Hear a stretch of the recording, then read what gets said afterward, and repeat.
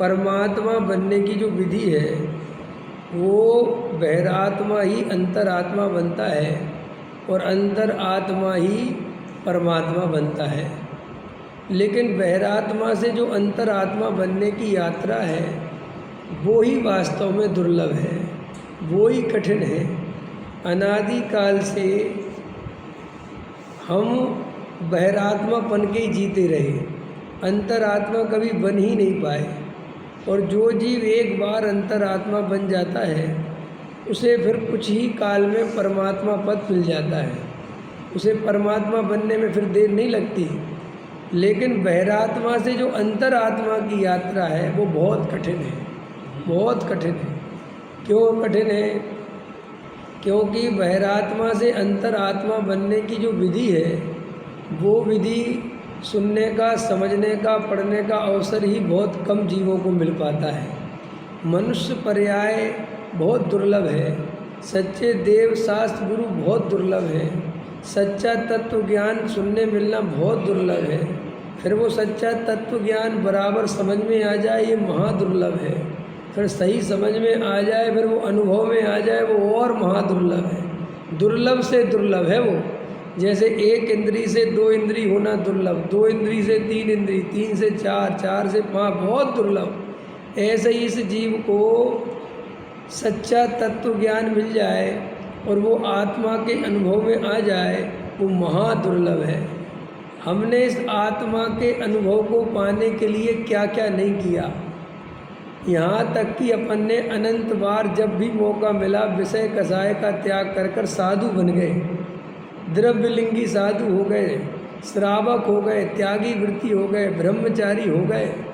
देखो ये जो साधु लिया है ना, साधु, ये तो उत्कृष्ट अवस्था ली है। इसके पहले अपन ब्रह्मचारी हुए कि नहीं हुए, वृत्ति श्रावक बने कि नहीं बने, प्रतिमाएं ली कि नहीं, समझ में? ये तो साधु हाईएस्ट पकड़ लिया, इससे ज़्यादा तो बन ही नहीं सकते। तो हमने बाहर में बहुत त्याग व्रत संयम लिया, घोर तपस्या करी, धूप में पड़े रहे, सर्दी गर्मी वर्षा सहते रहे, नग्न हुए, एक टाइम भोजन करते रहे, बहुत उपवास करते रहे, पर आत्मा का सच्चा ज्ञान प्राप्त नहीं कर पाए।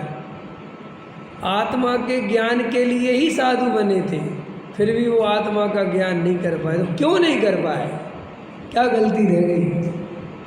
गलती ये रह गई कि इस जीव को अनादि काल से शरीर आदि में एकत्व बुद्धि है, अनादि काल से जड़ की क्रिया का कर्तृत्व है।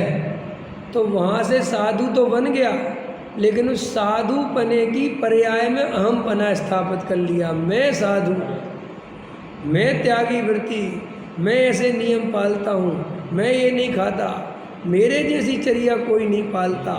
और वो इस अहंकार के चक्कर में, इस एकत्व ममत्व के चक्कर में सम्यक दृष्टि होने से रह गया, आत्मा के अनुभव से वंचित रह गया।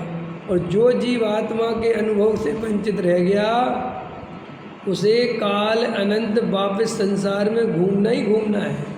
ये 84 लाख योनियों का जो जन्म मरण का चक्कर है, इस चक्कर में कभी कभी ऐसा समय आता है जब सच्चे देव शास्त्र गुरु का समागम मिलता है।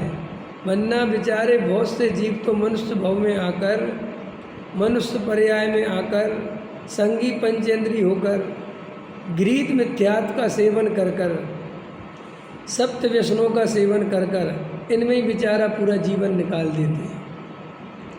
अब जो सच्चे जैनी हैं, माने दिगंबर कुल में जन्म ले लिया, सच्चे देवशास्त्र गुरु मिल गए, इनके भी क्या है, वीतरागी भगवान के साथ रागियों जैसा व्यवहार करते हैं।